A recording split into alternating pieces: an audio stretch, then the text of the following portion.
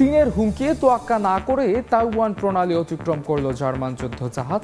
সার্বভৌমত্বের লঙ্ঘন বলছে বেইজিং।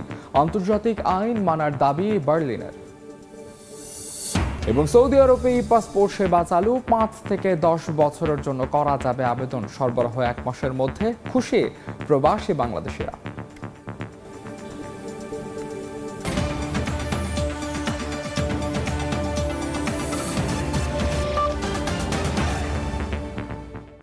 আন্তর্জাতিক সময় সঙ্গে আছে আমি মাহাদ ইসলাম ধ্রুব। ইসরায়েলের সন্ত্রাসবাদ মোকাবেলায় পশ্চিম মুসলিম বিশ্বকে এক হওয়ার আহ্বান জানিয়েছেন ইরানের নতুন প্রেসিডেন্ট মাসুদ পেজেশকিয়ান। একই সঙ্গে ইউরোপীয় ইউনিয়নের মতো মুসলিম দেশগুলোর সীমান্ত ব্যবস্থা গড়ে তোলার কথা বলেছেন তিনি। তার দাবি, এর মধ্য দিয়ে মুসলমানদের মধ্যে অবাধ চলাচলের পথ উন্মুক্ত হবে। বৃহস্পতিবার ইরানের প্রথম প্রেসিডেন্ট হিসেবে ইরাকের স্বায়ত্তশাসিত অঞ্চল কুর্দিস্তান সফরে যান পেজেশকিয়ান। ইরাক সফরের অংশ হিসেবে বৃহস্পতিবার পবিত্র নাজাফ শহরে যান ইরানের নতুন প্রেসিডেন্ট মাসুদ পেজেশকিয়ান।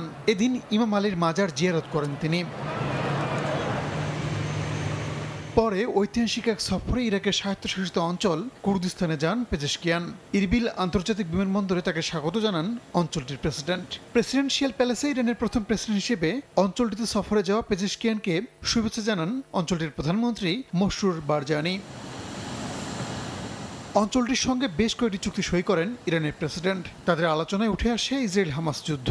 দখলদারদের সন্ত্রাসবাদ রুখতে মুসলমানদের ঐক্যের বিকল্প নেই বলে জানান পেজেশকিয়ান। এ সময় মুসলিমদের মধ্যে ভ্রাতৃত্ব বাড়াতে ইউরোপীয় ইউনিয়নের মতো সীমান্ত ব্যবস্থা গড়ে তোলার আহ্বান জানান তিনি। তার দাবি, এর মধ্য দিয়ে মুসলিম দেশগুলোর মধ্যে অবাধ চলাচলের পথ উন্মুক্ত হবে।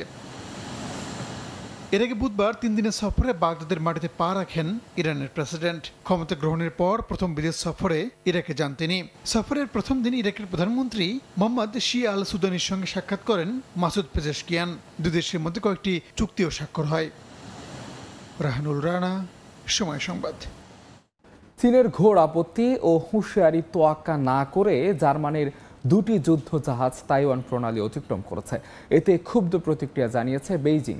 এটিকে চীনের সার্বভৌমত্বের লঙ্ঘন বলে আখ্যা দিয়েছে দেশটির পররাষ্ট্র মন্ত্রণালয়। অন্যদিকে কোনো দেশের নিজস্ব নৌপথ নয়, বরং আন্তর্জাতিক রুট বিবেচনায় নিয়ে এই প্রণালী ব্যবহার করা হয়েছে বলে জানিয়েছেন জার্মান প্রতিরক্ষা মন্ত্রী। জার্মানি থেকে বিস্তারিত জানাচ্ছেন বিটু বড়ুয়া।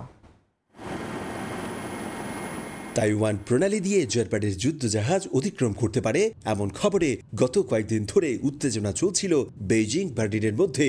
কোনো দেশ নৌ চলাচলের স্বাধীনতার অপব্যবহার করে তাইওয়ান প্রণালীতে অস্থিরতা সৃষ্টির চেষ্টা করলে তা শক্তভাবে প্রতিহত করার কথাও জানায় সেই প্রশাসন। তবে চীনের ঘোর আপত্তি ও হুঁশিয়ারি তোয়াক্কা না করেই প্রণালী অতিক্রম করেছে জার্মানির 2টি যুদ্ধজাহাজ। আন্তর্জাতিক বিভিন্ন গণমাধ্যম জানায়, শুক্রবার স্থানীয় সময় দুপুরের দিকে জার্মানির যুদ্ধজাহাজ বাডেন বুইটেনবার্গ ও নৌসেনা বহনকারী ফ্রাঙ্কফুর্ট আম মাইন নামের আরেকটি রণতরী দক্ষিণ কোরিয়া থেকে ফিলিপিন্সের ম্যানিলার উদ্দেশ্যে যাত্রা করে। এক পর্যায়ে যুদ্ধজাহাজ দুটি তাইওয়ান প্রণালী অতিক্রম করে। 20 বছরেরও বেশি সময় পর জার্মানির কোনো যুদ্ধজাহাজের এই প্রণালী অতিক্রম করার ঘটনা এটি। তাইওয়ান প্রণালী দিয়ে জার্মানির যুদ্ধজাহাজ যাওয়ার প্রসঙ্গে দেশটির প্রতিরক্ষা মন্ত্রী বরিস পিস্টোরিয়াস জানান, জাহাজ দুটি ইন্দো প্যাসিফিক ডেভেলপমেন্টের মহড়ার অংশ। আর তাইওয়ান প্রণালী কোনো দেশের নিজস্ব সম্পত্তির অংশ নয়, এটি প্রচলিত আন্তর্জাতিক নৌরুটের একটি অংশ। এই রুট ব্যবহারের কারণ প্রতিকূল আবহাওয়ায় জাহাজের নিরাপত্তা নিশ্চিত ও সময়ের সদ্ব্যবহার করা। এদিকে জার্মানির যুদ্ধজাহাজ তাইওয়ান প্রণালী অতিক্রম করার ঘটনায় আপত্তি জানিয়েছে চীনের পররাষ্ট্র মন্ত্রণালয়। তাইওয়ান প্রণালী জুড়ে শান্তি ও স্থিতিশীলতা নষ্ট করতেই জার্মানির এই অপকৌশল বলেও জানান চীনের পররাষ্ট্র মন্ত্রণালয়ের এক মুখপাত্র। একই সঙ্গে আন্তর্জাতিক মহড়ার নামে এই প্রণালীতে কোনো প্রকার শক্তি প্রদর্শন করলে চীন সর্বোচ্চ সতর্কতা অবলম্বন করবে এবং সব ধরনের হুমকি ও উস্কানির প্রতিক্রিয়া জানাতেও প্রস্তুত থাকবে বলেও জানানো হয়। বেইজিংয়ের হুমকি ধামকি সত্ত্বেও গত কয়েক বছর ধরে তাইওয়ান প্রণালী দিয়ে যাতায়াত করছে চীনের শত্রু হিসেবে পরিচিত যুক্তরাষ্ট্র, ব্রিটেন, কানাডার মতো দেশগুলোর যুদ্ধজাহাজ। এতে বারবার ক্ষুব্ধ প্রতিক্রিয়া জানিয়েছে শি জিনপিং সরকার। নতুন করে জার্মানির যুদ্ধজাহাজ তাইওয়ান প্রণালী অতিক্রম করায় দুই দেশের মধ্যে চলমান দ্বিপাক্ষিক সম্পর্কে টানাপোড়েন শুরু হতে পারে বলে মত সামরিক বিশ্লেষকদের। জার্মানি থেকে সৌদি আরবে প্রবাসী বাংলাদেশিদের জন্য চালু হলো পাসপোর্ট সেবা। শুক্রবার রিয়াদে বাংলাদেশ দূতাবাসে পাসপোর্টের কার্যক্রম উদ্বোধন করা হয়। আবেদনকারীরা 5 বছর বা 10 বছর মেয়াদের জন্য আবেদন করতে পারবেন এবং আবেদন প্রাপ্তির 1 মাসের মধ্যে পাসপোর্ট সরবরাহ করা যাবে। এর মাধ্যমে আরেক ধাপ উন্নত হলো প্রবাসীদের পাসপোর্ট সেবা প্রদান। আরিফুর রহমানের রিপোর্টে বিস্তারিত। দক্ষিণ এশিয়ার প্রথম এবং বিশ্বের 119তম দেশ হিসাবে বাংলাদেশে পাসপোর্ট সেবা চালু হওয়ার পর ধারাবাহিকভাবে বিশ্বের বিভিন্ন দেশে বাংলাদেশ দূতাবাসগুলোতে এর কার্যক্রম শুরু হয়। এর ধারাবাহিকতায় শুক্রবার 46তম দূতাবাস হিসেবে সৌদি আরবের রাজধানী রিয়াদে পাসপোর্টের আনুষ্ঠানিক উদ্বোধন করা হয়েছে। এদিন দূতাবাসে বিভিন্ন শ্রেণী পেশার প্রবাসী বিশিষ্ট ব্যক্তি, পেশাজীবী, মিডিয়া ব্যক্তিত্ব সহ নানা শ্রেণী পেশার প্রবাসী বাংলাদেশিরা অংশ নেন। চার্জ দ্য অ্যাফেয়ার্স এম রকিবুল্লাহর সভাপতিত্বে এই অনুষ্ঠানে ঢাকা থেকে আগত পাসপোর্ট প্রকল্পের কর্মকর্তা ও কারিগরি দল উপস্থিত ছিলেন। অনুষ্ঠানে ঢাকা থেকে আগত সহকারী প্রকল্প পরিচালক মেজর সুমিরিয়ার সাদিকিন জানান, আবেদনকারীরা 5 থেকে 10 বছর মেয়াদের জন্য আবেদন করতে পারবেন এবং 1 মাসের মধ্যেই পাসপোর্ট সরবরাহ করা হবে।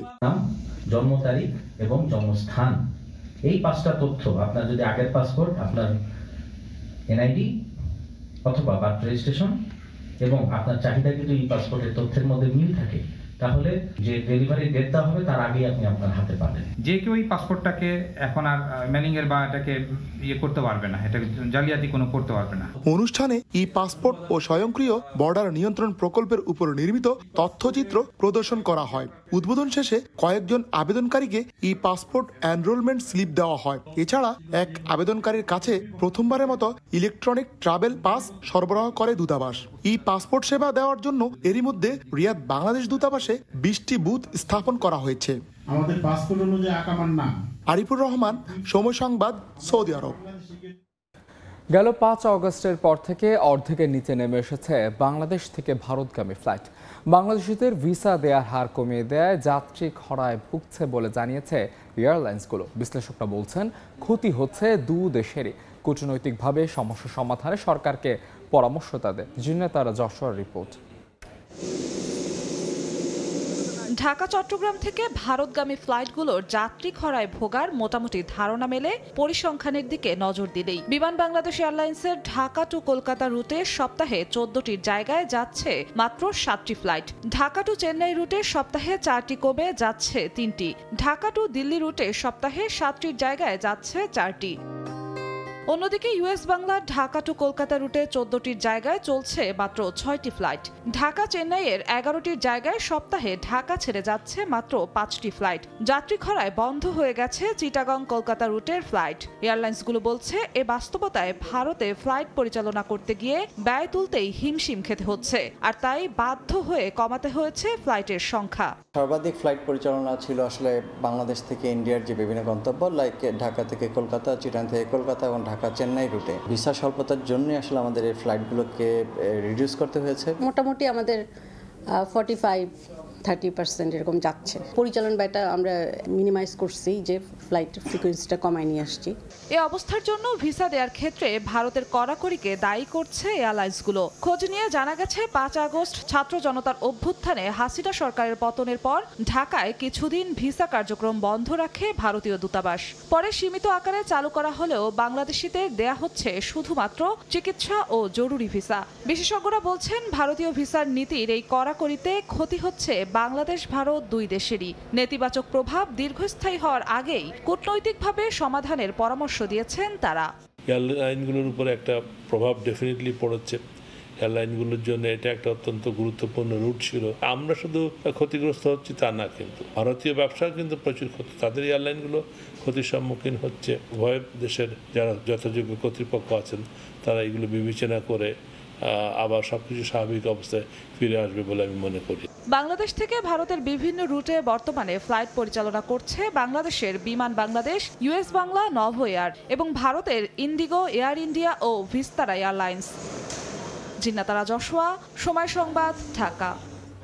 6 মাস কারাবন্দী থাকার পর অবশেষে জামিন পেলেন দিল্লির মুখ্যমন্ত্রী অরবিন্দ কেজরিওয়াল। স্থানীয় সময় শুক্রবার তার জামিন মঞ্জুর করেন ভারতের সুপ্রিম কোর্ট। জামিনে জেল থেকে ছাড়া পেলেও আপাতত অফিস করতে পারবেন না তিনি, স্বাক্ষর করতে পারবেন না কোনো ফাইলে। আবগারি দুর্নীতি মামলায় গেল 21 মার্চ ইডির হাতে গ্রেফতার হন আম আদমি পার্টির শীর্ষ নেতা কেজরিওয়াল। 12 জুলাই সেই মামলায় জামিন পাওয়ার সঙ্গে সঙ্গে সিবিআই তাকে গ্রেফতার করে, যেতে হয় কারাগারে। অবশেষে সর্বোচ্চ আদালত থেকে জামিন পেলেন কেজরিওয়াল।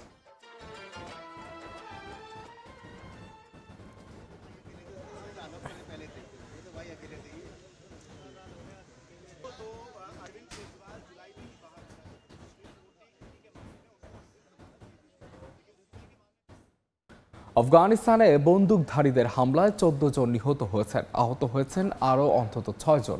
বৃহস্পতিবার স্থানীয় সময় রাতে ডেকুন্ডি প্রদেশে এই ঘটনা ঘটেছে বলে শুক্রবার জানিয়েছে তালেবান প্রশাসন।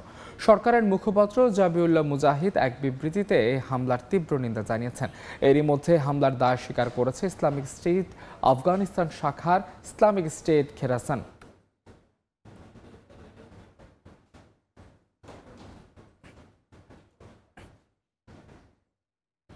পাচার করা টাকা দেশে ফিরিয়ে আনতে এবং শেখ হাসিনাকে গণহত্যার অপরাধে বিচারের মুখোমুখি করার দাবিতে জাতিসংঘের মানবাধিকার কাউন্সিলে সেমিনার হয়েছে।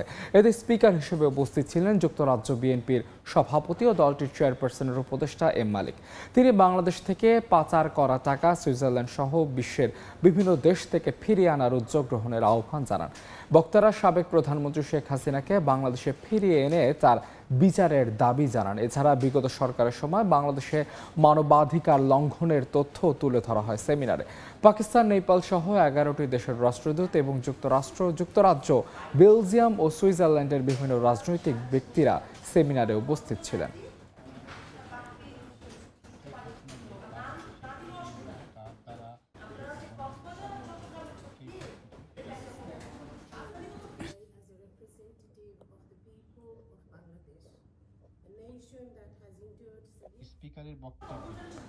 কুয়েতে সফররত বাংলাদেশ সেনা কল্যাণ সংস্থার প্রতিনিধিদের সঙ্গে বাংলাদেশ বিজনেস কাউন্সিল কুয়েতের নেতাদের ব্যবসায়িক সভা হয়েছে। বৃহস্পতিবার স্থানীয় সময় রাতে সালমিয়া একটি হোটেলে এই সভা হয়। এ সময় কুয়েতের বাজারে বাংলাদেশি পণ্য বাজারজাতকরণ সম্পর্কে বিস্তারিত আলোচনা হয়। কুয়েত প্রবাসী ব্যবসায়ীরা দেশীয় পণ্যের বাজার সম্প্রসারণে সেনা কল্যাণ সংস্থার সহযোগিতা কামনা করেন। বাংলাদেশ বিজনেস কাউন্সিল কুয়েতের সভাপতি লুৎফুর রহমান মুখাই আলীর সভাপতিত্বে প্রধান অতিথি হিসেবে উপস্থিত ছিলেন সেনা কল্যাণ সংস্থার মহাপরিচালক ব্রিগেডিয়ার জেনারেল মোহাম্মদ হুমায়ুন কবির।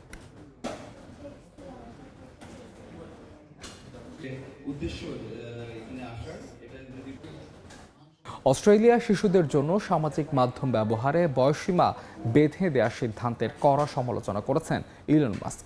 প্রধানমন্ত্রী অ্যান্থনি আলবানিস নেতৃত্বাধীন সরকারকে ফ্যাসিবাদী আখ্যা দিয়েছেন মার্কিন এই ধনকুবে। নিজের এক্স হ্যান্ডেলে ফ্যাসিস্ট লিখে পোস্ট করেন মাস্ক।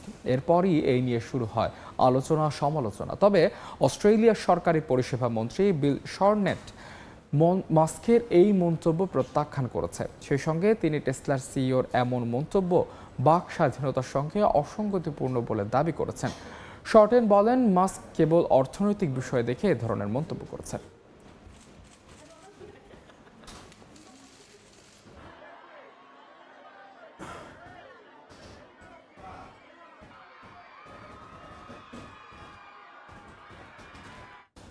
বৈশ্বিক প্রাদুর্ভাবের মধ্যে মাঙ্কিপক্সের প্রথম টিকার অনুমতি দিল বিশ্ব স্বাস্থ্য সংস্থা WHO। শুক্রবার সংস্থাটির প্রধান তেদ্রোস আধানোম গ্যাব্রিয়েসুস এক বিবৃতিতে তথ্য জানান। তিনি বলেন, মাঙ্কিপক্সের প্রথম টিকার প্রাথমিক অনুমোদন ভাইরাসজনিত রোগটি মোকাবেলার এর গুরুত্বপূর্ণ পদক্ষেপ। এই রোগের সংক্রমণ বিস্তার ও প্রাণহানি ঠেকাতে ও আক্রান্ত রোগী শনাক্ত হয়েছে এমন দেশে সবার আগে টিকা পৌঁছাতে হবে। সংস্থাটির প্রাথমিক অনুমোদন থাকায় এই টিকা জাতিসংঘ সহ সব আন্তর্জাতিক সংস্থা সংগ্রহ করতে পারবে। চলতি বছর কঙ্গো প্রজাতন্ত্রে প্রথম মাঙ্কিপক্স শনাক্ত হয়। গত জানুয়ারি থেকে দেশটিতে প্রায় 22,000 মানুষের মধ্যে ভাইরাসটি শনাক্ত হয়েছে। রোগটিতে প্রাণ হারিয়েছেন 716 জন। কঙ্গোর পর আফ্রিকার দেশগুলোতেও মাঙ্কিপক্স শনাক্ত হয়। পরে ইউরোপ ও এশিয়ার বেশ কয়েকটি দেশেও ছড়িয়ে পড়ে এটি।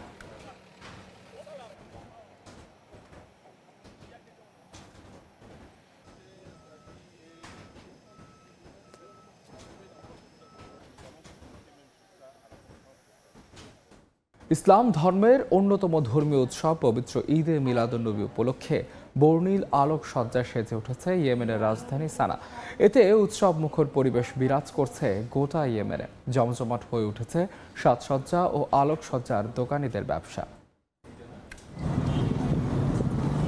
ঝলমলে আলোয় জ্বলজ্বল করছে রাস্তাঘাট, বাড়িঘর, মসজিদ ও মাজার। সঙ্গে আছে রঙিন কাগজের সাজসজ্জা, পতাকা, আরো কত কি। ইসলাম ধর্মের অন্যতম ধর্মীয় উৎসব পবিত্র ঈদে মিলাদুন্নবী উপলক্ষে বর্ণিল আলোকসজ্জায় সেজে উঠেছে ইয়েমেনের রাজধানী সানা।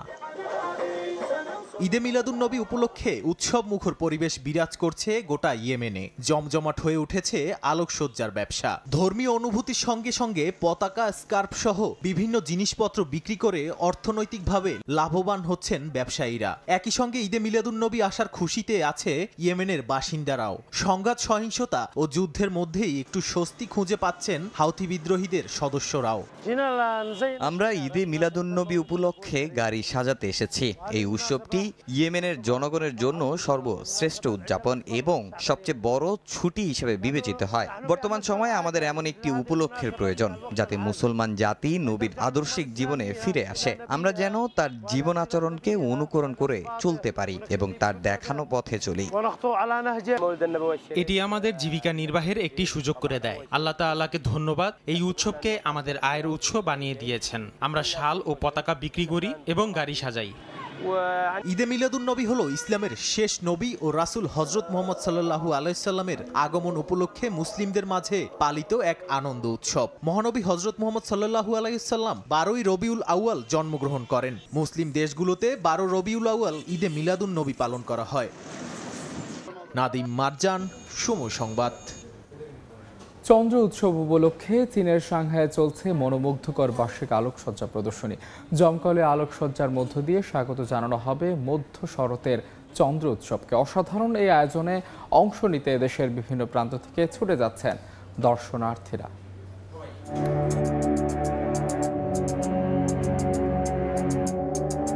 চীনা ঐতিহ্যে বানানো পুরানো বাড়িগুলো জ্বলজ্বল করছে আলোয়। সামনের দিকে পড়ছে তার প্রতিবিম্ব। বাহারি সব বাতিতে সাজানো হয়েছে চারদিক। এমন মনোমুগ্ধকর দৃশ্য দেখা গেছে চীনের সাংহাইয়ে চলমান আলোকসজ্জা প্রদর্শনীতে। তাই দেখতে ভিড় জমাচ্ছেন শত শত মানুষ। আমি চন্দ্র উৎসব উপলক্ষে এই আলোকসজ্জা উপভোগ করতে এসেছি। আমি চাই এই সমৃদ্ধ সংস্কৃতি সম্পর্কে সবাই জানুক। চীনে যখন ফসল ঘরে তোলার সময় আসে, চারদিক ঝলমলে হয়ে ওঠে বাহারি আলোকসজ্জায়। কোনো বাতি দেখতে বাঁকা চাঁদের মতো, আবার কোনোটি আকাশের জ্বলজ্বলে তারার মতো। অর্ধচন্দ্রের আকারের এই বাতিগুলো সমৃদ্ধি ও সৌভাগ্য বয়ে নিয়ে আসবে বলে বিশ্বাস করা হয় চীনা সংস্কৃতিতে। এছাড়াও এক এক ধরনের বাতি বহন করে ভিন্ন ভিন্ন অর্থ। চন্দ্র উৎসবের সময় গোটা পরিবার একত্রিত হয়, একসঙ্গে সময় উপভোগ করে। মংফিশ আকারের এই লণ্ঠনটি তারই প্রতীক।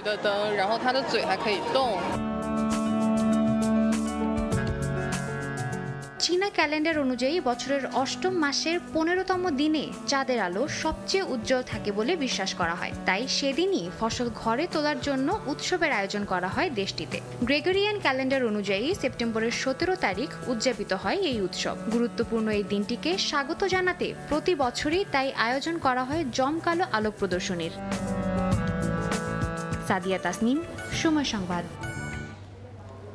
মানুষের সঙ্গে প্রাণ প্রকৃতির নিবিড় সম্পর্ক স্থাপনায় যুক্তরাষ্ট্রের নিউ ইয়র্কে আয়োজিত দ্য গ্রেট এলিফ্যান্ট মাইগ্রেশন প্রদর্শনী, যেখানে রয়েছে খড়কুটো দিয়ে তৈরি হাতির ভাস্কর্য। সাইজের উপর ভিত্তি করে 8 থেকে 22,000 ডলারে বিক্রিও করা হয়। এদের প্রাপ্ত অর্থগুলো ব্যয় করা হবে হাতিদের রক্ষণাবেক্ষণের কাজে। ভিন্ন ধর্মী এই প্রদর্শনী দেখতে দূর দূরান্ত থেকে ছুটে আসছেন প্রকৃতিপ্রেমীরা। আয়োজন চলবে 20 অক্টোবর পর্যন্ত।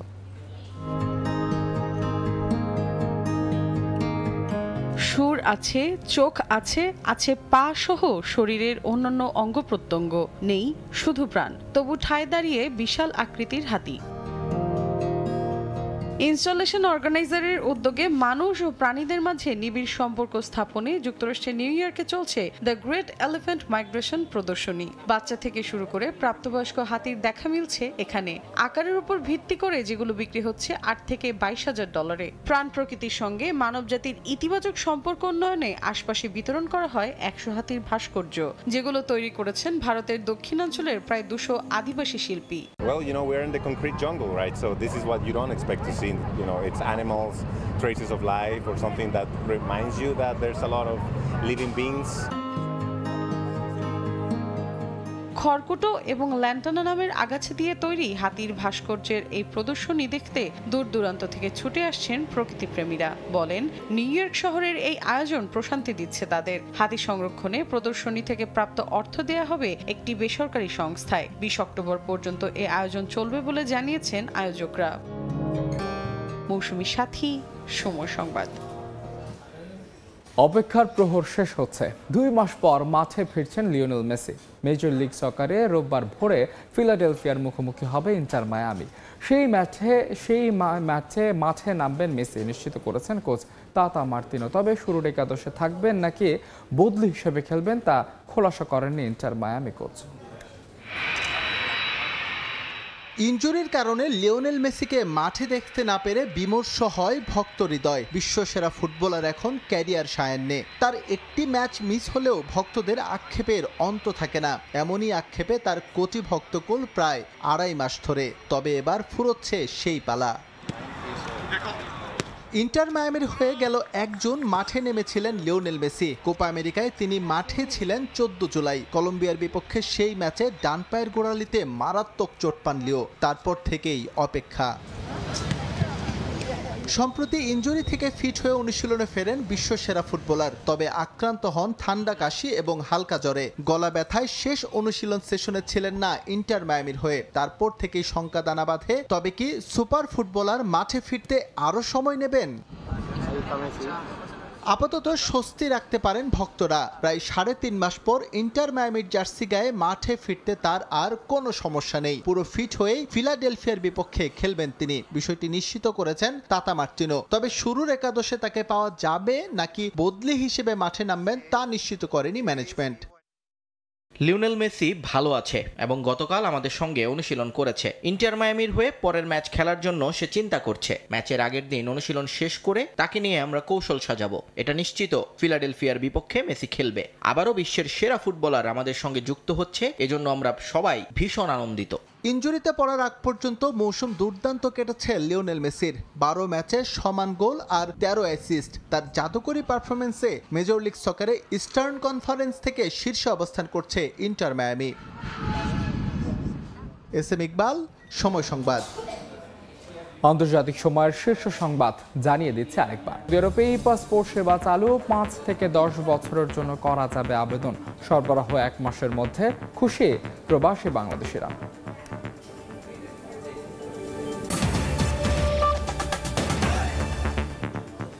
এই ছিল আন্তর্জাতিক সময়ের সঙ্গে থাকুন সময়।